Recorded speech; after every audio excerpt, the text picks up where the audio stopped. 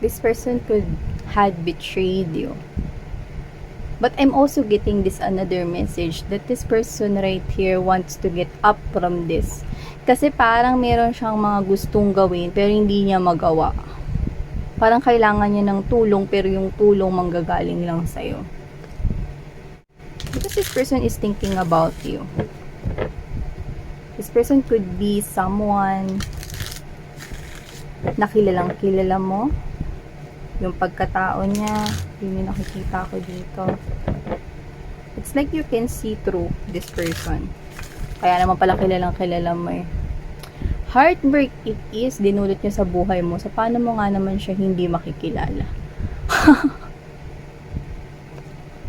Diba?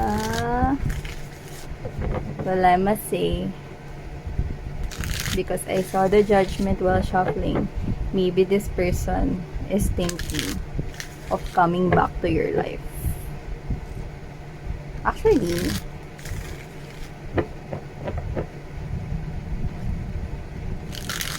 may something sa kanya. And let's all find out. Kasi the energy is giving me this kind of, there's imbalance and there is some kind of, this person is hiding totally from you. About kung ba't siya babalik or yung may kinalaman sa ganun. I think there's something hidden in this person. Yun yung dapat nating malaman. Okay. Let's see.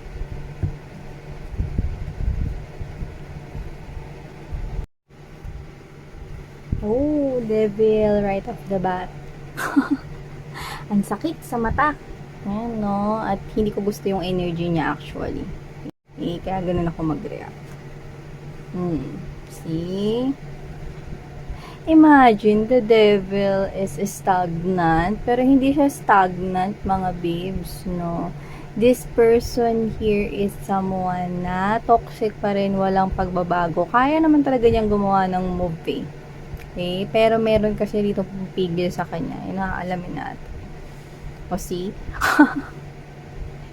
8 of Wands to the 4 of Coins energy. This person is really holding back. Let's just lay all the energies first sa ating table bago natin simulan ang reading na ito for you guys.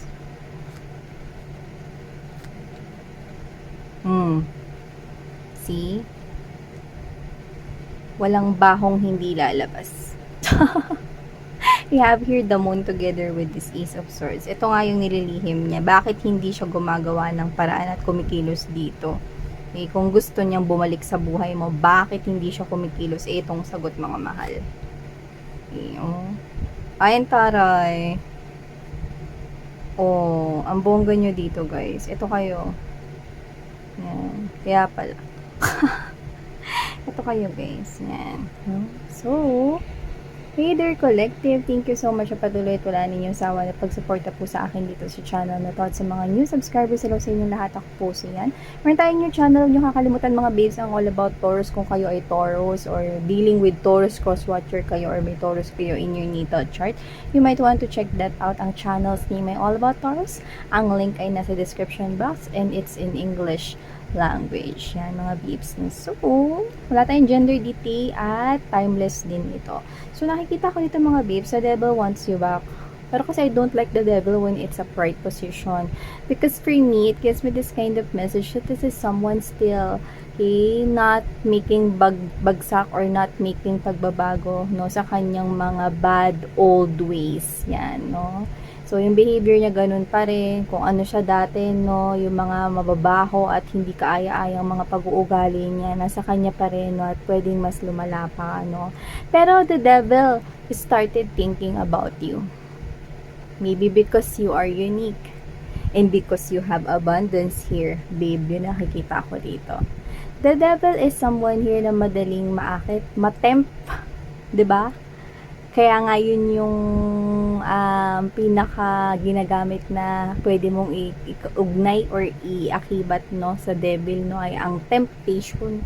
madaling matempt dito ang devil. At mukhang nakikita niya, no, na ikaw ang pinaka mas swak, no, na makakapagpa-satisfied sa kanyang life dito. Kasi nga ikaw ito, no, na lumalabas ka na bilang King of Coins energy. Wala tayong gender dito. This person here, pinakataan mo yun ng pagmamahal. Kaya ikaw yung naiisip niya na balikan. Kung meron mang mga options dito sa paligid niya na hindi nun kayang tumbasan yung mga ginawa mo at pinakita mo sa kanya, no? But the devil has this secret here kung ba't hindi siya gumagawa rito ng movement papunta sa'yo. Okay? And I'm picking up that these are the same energies we've got from the previous reading. This is the same person here. And now we're having this answer. Okay? Because we've got a lot of questions here. Miss Yan, kung namimiss ako yan, or kaya Miss Yan, bakit di pa bumabalik yan kung gusto naman pala niyang bumalik? Ito yung sagot, mga mahal. This person here with this chariot card right here, the Four of Cups energy, no? Tuso kasi ang mga devil. Ayaw nila nung nalalamangan sila at naaagrabyado sila. O diba? Ang jupal ng pes. Pero siya yung nag-agrabyado sa inyo in the past, no? Dito, hinihintay niya kayo na maunang gumawa ng move. Hinihintay niya na mauna ka nang wala siyang ginagawa. Bakit? Ito na nga ang sagot with the moon right here, no? Ace of Swords energy. Strength, Emperor is at the middle of the reading. The answer to that question has something to do with pag nauna siyang bumalik sa buhay mo, well, linawin ko lang, babalik siya hindi dahil love ka niya, no? Pero babalik ito sa'yo, mga babes, no? Kung ikaw daw ang unang gagawa ng movement. At kung wala kang gagawin, mga babes, no? Antayin niya na lang siguro, no? Na, alam mo yon, no? Maantayin niya dito na hanggang sa ikaw yung mauna. Yan. Kung hanggang kailan, hindi ko alam. Alright, sorry about that commercial, mga babes, no? Yan, may Shopee lang. So, going back right here, yun nga, mga babes, no? Ang rason. Okay? This person here, okay, kaya ayaw niya rito na bumalik rito sa buhay ninyo, no? Kahit na gusto niya bumalik, pero linawin ko lang babalik siya, no? Pero walang love. Okay? So, whatever the case may be, this person here is hindi na rin niya natitiis rito na hindi makabalik sa buhay mo, no? Kasi meron siyang makukuhang benepisyo sa'yo, eh. Kaya lang, the devil is what? A controller. And right at the middle of his or her reading is the emperor. Mawawalan siya ng control kapag ka nauna siyang bumalik sa buhay ninyo. Kasi ganito yan, eh. Ang naisip niya kasi ganito, mga babes, no? Okay? Ganito kasi naisip niya. Kapag ka ikaw yung naunang bumalik sa buhay niya, okay? At ikaw yung, kaya hinihintay ka niya, eh. Pag ikaw yung naunang bumalik sa buhay niya, parang ikaw yung humihingi ng pabor na bumalik siya sa buhay mo. Yan, no? At siya to na parang pwede siyang maghari-harian, magagawa niya, makokontrol niya yung situation dito, no? Kasi ikaw yung parang nauni, di ba? Na bumalik sa buhay niya. Pero, hindi nga ganun yung gusto niya dahil this is someone here who wants to be dominant. Gusto niya siya yung nasusunod, hari-harian, reyna-reynahan, no? Wala tayong gender dito, no? Gusto niya, mga babes, no, na ikaw yung maunang bumalik para magawa niya yun. Para magawa niya yung buhay na gusto niya ritong magkaroon, no? Para makuha niya yung mga benefits from music of Coins energy, no? Kasi ganito yan, eh. Pag siya, alam niya sa sarili niya, inisip niya yan, eh, no? Kalahin mo matalino pala itong devil na to, eh, no? Pag siya yung naunang bumalik sa buhay mo, parang siya ngayon yung humihingi ng pabor. Kaya, pagka ganun yung case, hindi niya magagawa yung gusto niya. Kasi siya yung magiging sunod-sunuran sa'yo. Yun yung iniisip niya. Okay? Kasi siya yung naunang lumapit. Yan. No? Ayaw niya kasi hindi niya kayang kontrolin yung sitwasyon pagka nauna siya. Yan. Kaya hinihintay ka nito. Na mauna kang lumapit. Na mauna kang gumawa ng move, no? Pero parang sinasabi mo sa akin dito, kasi sa iba ka ng direksyon nakatingin, no? See?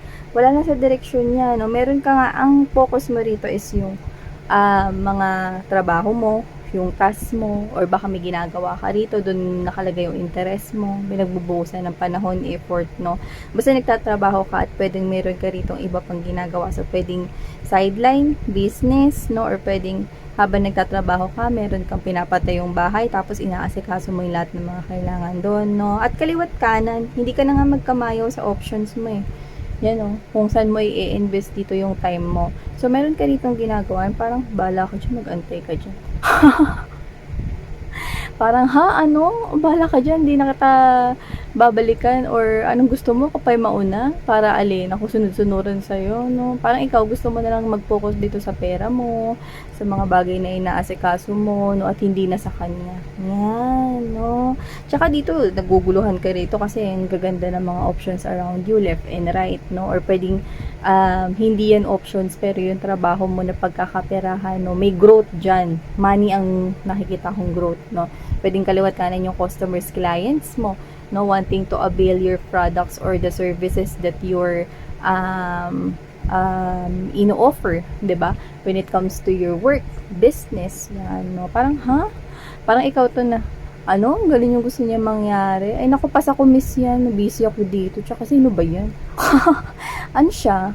King or queen? Yan, no. Actually, mga babes, no, this is the type of person here na ikaw ang pinaka mas nangunguna ngayon sa options niya. Kasi meron na rin ako nakikita, kasi devil to eh. Okay? Meron ako nakikita rito na meron din siyang mga options sa paligid niya, pero hindi niya sineseryoso kasi ikaw yung nakikita niya rito. Ikaw yung, kumbaga, ikaw yung mas stable. Ikaw yung mas may kakayahan na ibigay sa kanya yung lahat ng gusto niya. Kaya iniintay ka niya, pero naiinip na siya rito, no? Alam mo yung parang sometimes, no, may pagdadabog na siya at minsan nababaling niya yung bugnot niya at yung galit niya sa iba. Diba? Devil na devil. Yun nakikita ko rito. Because the devil is losing patience. The devil wants you back now. Pero the devil wants you to move. Kasi ayaw niya rito magmakaawa sa'yo. Ano ka, hilo? Magmamakaawa yung mga nakshis ko sa'yo para kontrolin mo sila ulit, no? Hello, meron na silang ginagawa dito. Busy sila rito. Yung iba pwedeng hindi lang ito options, no, pagdating sa kaperahan ninyo. Yung iba kasama na rin yung love life. Ay, may nakikita ako dito. Yan, commitment, family, and I'm hearing freedom. And whatever the case may be, this is you. Freeing yourself from the toxicities. No, coming from not just this energy here, pero sa lahat.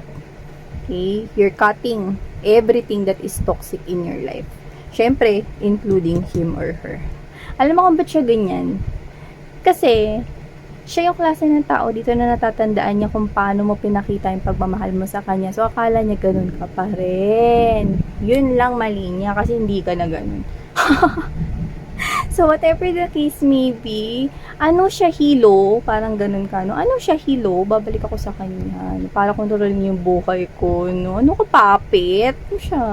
Yan. So, yun yung iniisip niya. Okay? Pero, parang bulag siya sa katotohanan na hindi ka na babalik.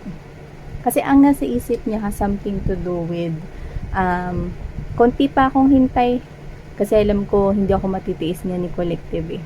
Konting hintay pa. Yan. Hindi niya alam na yung konting hintay niya to. Baka mamaya, no, amagi na siya, magkaroon na siyang lumot, at saka makabitan yung kilikili niya ng mga spider webs. Kakahintay. So, yun nga mga babes, no, this person wants to control the situation. Kaya hindi siya rito gumagawa ng moves dahil gusto niyang mauna ka para mamanipula ulit ang buhay niyo. So, thank you so much, Collective. Sarang iyo love in life. Annyeong.